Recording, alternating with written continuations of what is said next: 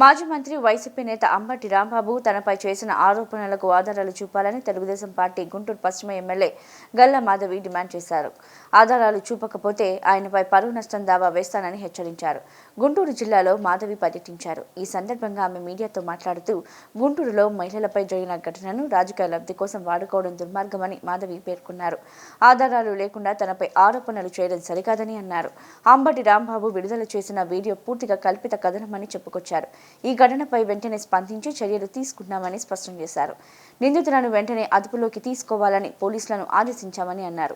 మహిళల భద్రత విషయంలో తమ ప్రభుత్వానికి ఎలాంటి రాజీ ఉండబోదని గల్లా మాధవి స్పష్టం చేశారు. అందరికీ నమస్కారం. గత 2 రోజుల క్రితం కృష్ణబాబు కాలనీలో ఒక మహిళ పట్ల జరిగిన అరాచకం ప్రతి ఒక్కరికి ఇప్పుడు రాష్ట్ర వ్యాప్తంగా తెలిసిన విషయం. అయితే ఈ విషయానికి సంబంధించి దాని తాలూకు చర్యలకు సంబంధించి మహిళా కమిషన్ దగ్గర నుంచి కూడా ప్రతి ఒక్కరూ దీనికి తీసుకున్న చర్యలేంటో చెప్పడం జరిగింది. ఈరోజు పోలీస్ స్టేషన్లో దీనికి కారకులైన వాళ్ళు శిక్షణ అనుభవిస్తూ ఉన్నారు. అయితే ఈ పరిస్థితుల్ని వక్రీకరిస్తూ కొత్త కథనాల్ని సృష్టిస్తూ ఈరోజు కొంతమంది నాయకులు తమ రాజకీయ లబ్ధి కోసం వాడుకుంటూ వినూత్నమైన వీడియోలు చేస్తూ అది మళ్ళీ ప్రజల్లోకి సోషల్ మీడియాలోకి సర్క్యులేట్ చేయడం మొదలుపెట్టారు. ఇందులో భాగంగా మన అంబటి రాంబాబు గారు, మనకందరికీ సుపరిచితులే, మన అంబటి రాంబాబు గారు ఒక వినూత్నమైన కొత్త కథనాన్ని తీసుకొని వచ్చారు. అయితే మనం జనరల్గా చిన్నప్పటి నుంచి కూడా పేదరాశి పెద్దమ్మ కథలు వింటూ ఉంటాం. పేదరాశి పెద్దమ్మ గురించి మనందరికీ తెలుసు. ఇక్కడ మనకి పేదరాశి పెదనాన్న అంటే మన అంబటి రాంబాబు గారు పేదరాశి పెదనాన్నలాగా, ఒక చిలక జోష్యుళ్లాగా, ఒక టీవీ రిపోర్టర్ లాగా మీడియా ముందు కూర్చొని ఈ కథనాలు ఇలా జరిగాయి, ఇది ఇలా జరిగింది అని ఒక ప్రత్యక్ష సాక్షిలాగా ఎమ్మెల్యే గారు ఇలా చేశారు, దానికి అనుగుణంగా పోలీస్ అధికారులు ఇలా ప్రవర్తించారు అంటూ ఒక వీడియోని రిలీజ్ చేయడం జరిగింది. గౌరవనీయులైన అంబటి రాంబాబు గారు చాలా జాగ్రత్తగా దగ్గరుండి చూసినట్టుగా, దగ్గరుండి విన్నట్టుగా చాలా అద్భుతంగా మీరు కల్పించిన కట్టుకథకి దీనికి మళ్ళీ విచారణ జరిపించాలి అని అంటూ చేసిన ఒక వీడియోకి నిజంగా నవ్వాలా, లేకపోతే మీరు నిజంగా రాజకీయంలో ఇన్నాళ్లుగా ఉన్నారే అని బాధపడాలా అర్థం కాని పరిస్థితిని తీసుకొచ్చారు. ముందుగా అసలు మీ పార్టీలో మహిళల పట్ల మీరు తీసుకునే విధానం గురించి మనం మాట్లాడుకోవాలి. ఏదైనా ఒక అరాచకం జరిగిన తర్వాత దానికి మీరు ప్రతిస్పందించే విధానం గురించి కూడా మాట్లాడుకోవాలి. ఈరోజు పార్టీలో మీరు హయాంలో, మీ రాజకీయ హయాంలో ఉన్నప్పుడు జరిగిన అనేకమైన దారుణాలు, దానికి మీరు స్పందించిన విధానాలు ఎన్నెన్నో. ఒక చిన్న అమర్నాథ్ గౌడ్ గారి పిల్లాడి విషయం తీసుకుంటే, మరి సొంత అక్కన అరాచక పాలు చేస్తున్న వైసీపీ గూండాలకి మరి ఏం బుద్ధి చెప్పారు మీరు? కనీసం ఇది తప్పు, చిన్న పిల్లాడు, అమ్మాయి పట్ల ఇలాంటివి జరగకూడదు అని మీరు పరామర్శకి వెళ్ళారా అంబటి రాంబాబు గారు? బహుశా అది మీ ప్రాంతంలోనే జరిగినట్టుంది. మరి కనీసం ఆ కుటుంబానికి ఇప్పటిదాకా కనీసం, అంటే మీ హయాంలో జరిగింది పర్వాలేదు, ఇప్పటికైనా ఆ కుటుంబానికి వెళ్ళి ఏం జరిగింది ఆ రోజు, ఎందుకు ఇలా జరిగింది అని చెప్పి పరామర్శించడం ఏమన్నా చూసామా? మర్చిపోయారేమో. ఆడపిల్లని అరాచక పాలు చేసి దానికి అడ్డొచ్చిన ఒక చిన్నారిని తుప్పల్లో గడ్డి వాముల్లో వేసి వాడి మీద మూత్రం పోసి ఎంతో హేయంగా చంపేస్తే ఏం జరిగింది అని ఒక చిన్న ప్రశ్న కూడా మీరు కానీ, మీ సోకాల్డ్ నాయకులు కానీ, మరి మీ అధినాయకుడు జగన్మోహన్ రెడ్డి గారు కానీ ఒక్క మాట కూడా అడగని పరిస్థితి. మరి నెల్లూరులో వేమిరెడ్డి ప్రశాంతి గారి మీద ఎంతో అసహ్యంగా పబ్లిక్గా అత్యంత దారుణంగా ఒక మహిళని చూడకుండా, ఒక శాసనసభ్యురాలను చూడకుండా అవాక్కులు చవాక్కులు పెళ్ళిన మీ నాయకుడికి మహిళ అలా అనకూడదు, పబ్లిక్గా మనం మాట్లాడకూడదు మహిళల్ని అని మీరు ఎందుకు వెళ్ళి హితబోధ చేయలేదు? ఓహో, అట్లా మనం చేసే పద్ధతి మనకి లేదనుకుంటా. మీరు అనిత గారు రాజకీయానికి, పరిపాలనకి, వారి శక్తి సామర్థ్యాలకి, వారి చూసే ఆహార్యానికి సంబంధం లేదని మీకు తెలియదు. మీ ఒక నాయకుడు, మీరు ఎక్స్ మినిస్టర్గా చేసిన ఒక నాయకుడు అలాగ హోమ్ మినిస్టర్ని పట్టుకొని ఆ మాటలు అంటూ ఉంటే మనకి వ్యక్తిగత విషయాలు ఎందుకు, వాళ్ళ ఆహార్యం విషయాలు ఎందుకు? ఒక ఆడపిల్లను మనం ఆ రకంగా కించపరచకూడదు, అక్కడ హోమ్ మినిస్టర్ మాట్లాడకూడదు మనం అని మీకు బహుశా అనిపించలేదు. అది మనం ఖండించే ప్రయత్నం చేయలేదు.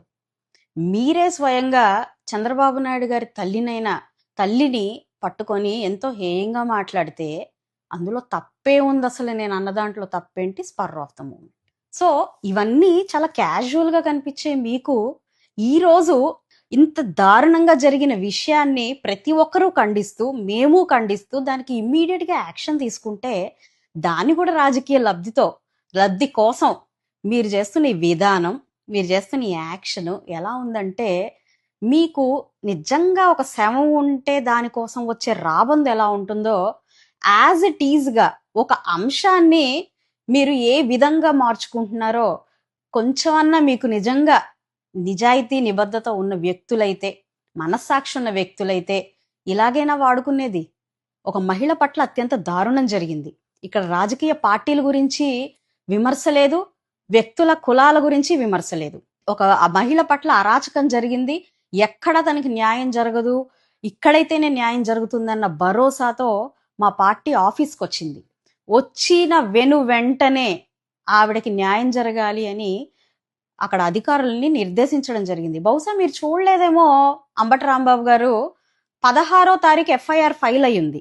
అయితే ఇక్కడ నాకు వ్యక్తిగతంగా బాధ కలిగించిన విషయం ఏంటంటే, గంటలో దీనికి పాల్పడిన వ్యక్తులు స్టేషన్లో ఉండాలి అని చెప్పి ఎంతో సీరియస్ గా ఈ విషయంలో ఉన్న సెన్సిటివిటీని, సీరియస్నెస్ ని పరిగణలోకి తీసుకొని గంటలో తప్పు చేసిన వాళ్ళు లోపల ఉండాలి అని సిఐ గారికి ఎంతో సీరియస్ గా చెప్తే ఆయన దాన్ని 24 గంటల పాటు పొడిగించడం జరిగింది. ఇమ్మీడియట్ గా వాళ్ళని తీసుకొని అదుపులోకి తీసుకోకపోవడం వల్ల ఆయన పట్ల మేము వ్యతిరేకంగా మాట్లాడాల్సి వచ్చింది. ఇది ఇలా ఎందుకు చేయాల్సి వచ్చింది? మీరు ఒక మహిళ పట్ల జరిగే విషయాన్ని సర్వసాధారణమైన విషయంగా ఎందుకు పరిగణించారు? ఇమీడియట్ గా ఎందుకు యాక్షన్ తీసుకోలేదన్న దాని మీద ఆయనకు విమర్శలు ఎదుర్కోవాల్సి వచ్చింది. దాని గురించి మాట్లాడకుండా కొత్త కథనం ఏదో సృష్టిస్తూ నా దగ్గరకు వచ్చారు, అక్కడ పని జరగలేదు, ఆ తర్వాత మళ్ళీ అటు వెళ్ళారు, అక్కడ పని జరగలేదు, నేను ఆపాను, ఆ తర్వాత మళ్ళీ ఇంకేదో మీరేదో వీడియో రిలీజ్ చేస్తే మళ్ళీ మేము హుటాహుటిన దానికి రియాక్ట్ అయ్యాము. మరి మీకు వీడియో ముందే వచ్చుంటే 15వ తారీఖు ఘర్షణ అంతా జరుగుతుందన్న సంగతి మీకు తెలుసున్నప్పుడు ఎప్పుడో 2 రోజుల తర్వాత మీరు పరామర్శకి ఎందుకు వెళ్ళారు? ఆ 15వ తారీఖుకే నిలబెట్టి మాట్లాడాల్సింది కదా. బహుశా మీ కార్పొరేటర్ గారే, మీ ఎక్స్ కార్పొరేటర్ గారే అదే డివిజన్ లో ఉంటున్నారు కదా. మీరెందుకు 2 రోజులు తీసుకున్నారు ఈ పరామర్శ పరంపర కోసం? ఆ రోజే ఎందుకు దీన్ని మీరు యాక్ట్ చేయలేదు? మీరెందుకు 2 రోజులు ఆగారు? మీ కథనాల్ని చూసే మేము రియాక్ట్ అయిన పరిస్థితి ఉన్నప్పుడు వెంటనే ఎందుకు మీరు రాలేదు? ఎవరు ఆపారు మిమ్మల్ని? ఏ పోలీస్ అధికారైనా ఆపారా? మీ స్నేహితులు ఎవరైనా ఆపారా? రాంబాబు గారు, మీరు దీనికి ఆన్సర్ చెప్పాలి. తగు విచారణ చేద్దాం దీని మీద. మీరు దొమ్మీలు, దౌర్జన్యాలు, గంజాయి కేసుల్లో బుక్ అయిన వాళ్ళని పరామర్శించడానికి వెళ్తారు, రాజకీయ లబ్ధి. మీరు హత్యలు చేసే వాళ్ళని పరామర్శించడానికి వెళ్తారు, రాజకీయ లబ్ధి. దాన్ని కులాల పేరుతో తీసుకెళ్తారు, మతాల పేరుతో తీసుకెళ్తారు, పార్టీల పేరుతో తీసుకెళ్తారు, రాజకీయ లబ్ధి. మీ అధినేత కారు కింద చనిపోయిన వ్యక్తిని ఇంతవరకు పరామర్శించిన దాఖలాలు మాకు ఎక్కడా కనిపించలేదు. దేనికి? దానివల్ల రాజకీయంగా మీకు వచ్చేదేమీ లేదు కాబట్టి. ఇది మీ యొక్క విధానం. ఎక్కడ బురద జల్లాలి, ఎలా బురద జల్లాలి? బహుశా ఈ రోజు ఈ విషయాన్ని తీసుకొని మీరు జగన్మోహన్ రెడ్డి గారిని కూడా ఇక్కడికి పిలిపించి దీన్ని రాజకీయ లబ్ధి పొందే ప్రయత్నం చేస్తారేమో తెలియదు మనకి. మీకు ఒక అవకాశం రావడం, ఒక అంశం రావడం మాత్రమే తెలుసు, దాన్ని ఎలా రాజకీయంగా వాడుకోవాలన్నది మాత్రమే తెలుసు. ఏ నిరూపణ లేకుండా, ఏ ఆధారాలు లేకుండా మీరు ఒక రాజకీయ నాయకురాలి మీద ఈ చేసే విమర్శలకి మీ మీద నేను డిఫర్మేషన్ కేసు వేయబోతున్నాను. ఇది చాలా తప్పు.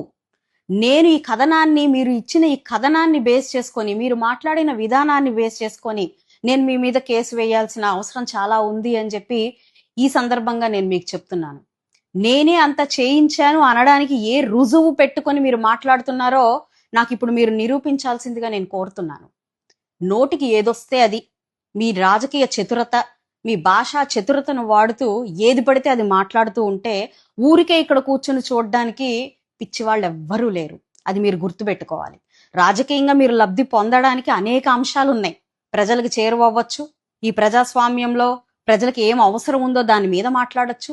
ఎందుకు ప్రతిసారి శవం పోయిందా, అరాచకం జరిగిందా, లేకపోతే ఇంకేదైనా దొమ్మి జరిగిందా, అక్కడ ఉండి రాజకీయ లబ్ధి పొందాలనే ఆలోచన ఎందుకు వస్తుంది మీకు? ప్రజల కోసం నిలబడే మాటలు ఎందుకు మాట్లాడట్లేదు మీరు? ఎందుకు ప్రతిసారి కూడా అబద్ధాలు సృష్టించి అక్కడున్న రాజకీయ నాయకుల మీద లేనిపోని విద్వేషాలు సృష్టించి మాత్రమే మీరు మనుగడలో ఉండాలని ఎందుకు అనుకుంటున్నారు? ప్రజలకు ఏం కావాలో దాని మీద దృష్టి పెట్టి అదనుగుణంగా ప్రజల యొక్క మన్ననని ఎందుకు పొందాలనుకోవడం లేదు? ఎందుకు అనుకోవడం లేదు అని అంటే ఆ పాత్ర కూడా ఇక్కడ ఏదైనా తప్పు జరిగినా, ఇక్కడ ప్రజలు ఏదైనా ఇబ్బంది పడుతున్నా, స్వపార్టీ అయినా, మేము అధికారంలో ఉన్నా మేమే విమర్శించే పరిస్థితి ఇక్కడ ఉంది. ఈ రోజు పశ్చిమ నియోజకవర్గంలో మహిళల కోసం ఒక ప్రత్యేకమైన రోజుని కేటాయించి వారి యొక్క సాధక బాధలు వింటున్న పరిస్థితి పశ్చిమ నియోజకవర్గంలో ఉంది. రాంబాబు గారు, బహుశా మీరు ఎక్కడ చూసుండరు. మహిళల పట్ల ఇలాంటి ఒక విధానము ఉందా అనే ఆలోచన కూడా మీకు ఎప్పుడు కూడా కలిగి ఉండదు. అలాంటిది ఈ రోజు మహిళల కోసం ప్రత్యేకమైన ఒక విధానంతో పశ్చిమ నియోజకవర్గంలో ముందుకు వెళ్తూ ఉంటే, మీరు ఇంతటి అరాచకం ఒక మహిళా ఎమ్మెల్యే చేసిందేమో అనే విధానంతో మాట్లాడుతున్నారు చూసారా? ఇంతకంటే రాజకీయ లబ్ధి కోసం దిగజారిపోయే తత్వం ఇంకా ఎవరికి ఉండదేమోనని చెప్పి మీరు అర్థం చేసుకోవాలి. ఈ పరిస్థితిని కూడా, ఒక మహిళ నిజంగా ఎంతో దారుణానికి గురైన పరిస్థితిని కూడా ఇంత హేయంగా వాడుకోవడానికి సిగ్గుగా అనిపించట్లేదా మీకు? ఇమీడియట్ గా 24 గంటల్లో తీసుకున్న చర్య మీద ఇంకా మీరు ఏం కోరుతున్నారని మీరు దీన్ని ఇలాగ సర్క్యులేట్ చేస్తూ రకరకాల భిన్నాభిప్రాయాలతో, భిన్న కథనాలతో ముందుకు వెళ్తున్నారో మీరు నాకు వివరణ ఇవ్వాలి. ఏ రాజకీయ లబ్ధి లేకపోతే ఇలాంటి జరిగిన విషయం కోసం మీరు వారి ఇంటికి వెళ్ళి మరి మీరు పదే పదే వక్రీకరించి మీరు వాయిస్ ఇవ్వాలి అని చెప్పి ఎందుకు అడుగుతున్నారో నాకు ఈరోజు సమాధానం చెప్పాలి. అంత ఆలస్యం చేసి ఎఫ్ఐఆర్ కట్టి కూడా వాళ్ళని లోపల ఎయ్యిని సిఐ గురించి మేము మాట్లాడినప్పుడు, దానికి ప్రభుత్వం ఒక నిర్ణయం తీసుకున్నప్పుడు ఆయనను సమర్థిస్తూ కూడా మాట్లాడుతున్న వ్యక్తులకు కూడా నాకు సమాధానం చెప్పాలి. ఈ విధానం కరెక్ట్ కాదు. రాజకీయ లబ్ధి కోసం ఒక మహిళ అనుభవించిన క్షోభని పదే పదే మీరు వాడుకుంటున్న విధానం మంచిది కాదు. దీన్ని మీరు కట్టిపెట్టాలి. ఇది మీకు రాజకీయ సమాధి అయ్యే ఒక పరిస్థితిగా మారబోతుంది.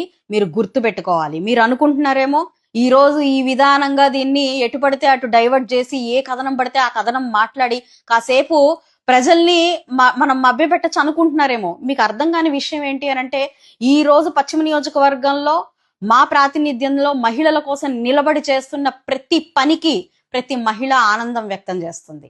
ఆ మహిళలందరూ మీ మీద రాళ్ళు రువే పరిస్థితికి తెచ్చుకోకండి. ఒక రాజకీయ లబ్ధి కోసం ఇంతటి నీచానికి దిగజారే మీలాంటి వాళ్ళు రాజకీయానికి పనికిరారని గుర్తుపెట్టుకోండి. విధానం పరంగా రండి. నేను ఇక్కడ చేస్తున్న తప్పుల గురించి మాట్లాడండి, ఇక్కడ పనుల గురించి మీరు మాట్లాడండి, విమర్శించండి. మీరు అన్నారు ఆర్ఓబిలో నేను డమ్మీని, మాకేం తెలీదు, కార్పొరేషన్ గురించి ఏం మాట్లాడట్లేదని. నేను అప్పుడు రియాక్ట్ అవ్వలేదు. మీకు కళ్ళున్న కబోదులుగా మీ పార్టీ వాళ్ళు అందరూ ఉన్నారు కాబట్టి ఇక్కడ ఏ అభివృద్ధి జరగలేదు అని మీరు ఇష్టం వచ్చినట్టు మాట్లాడచ్చు. కానీ ఇలాంటి ఒక సంఘటనను కూడా మీరు వాడుకొని నీచ రాజకీయం చేస్తున్నారు చూసారా? ఇది మీ రాజకీయ జీవితానికి మంచిది కాదు, శోభనివ్వదు. మీరు గుర్తుపెట్టుకోవాలి. తక్షణమే మీ మాటల్ని వెనక్కి తీసుకోవాలి, లేదా క్షమాపణ చెప్పాలి. ఈ రోజు ఆధారాలు లేని ఈ నిందని నేను ఎట్టి పరిస్థితుల్లో తీసుకునే పరిస్థితుల్లో లేను. కాబట్టి తస్మాత్ జాగ్రత్త. ఏది పడితే అది మాట్లాడితే వినే పరిస్థితులు ఇక్కడ ఎక్కడా ఎవరికీ లేవు. కాబట్టి మీ విధానాన్ని మార్చుకుని మీరు ముందుకు వెళ్లాల్సిందిగా కోరుకుంటున్నాను. మీరు ఇప్పుడు దాకా ఏది పడితే అది మాట్లాడతారులే అనే ఒక్క ఆలోచనతో వదిలేయడమే తప్ప మీ మాటలకు ఎప్పుడు కూడా సీరియస్ గా మేము తీసుకోలేదు. కానీ ఈరోజు ఒక నిందారోపణ చేస్తూ, ఆధారాలని నిందారోపణ చేస్తూ, మీ పిచ్చి పేపర్లో పిచ్చి రాతలు రాసుకుంటూ, మీడియా ఉంది కదా మీ ఇష్టం వచ్చిన మాటలు మాట్లాడతాము అనంటే వినడానికి ఇక్కడ ఎవరు సిద్ధంగా లేదు. తస్మాత్ జాగ్రత్త.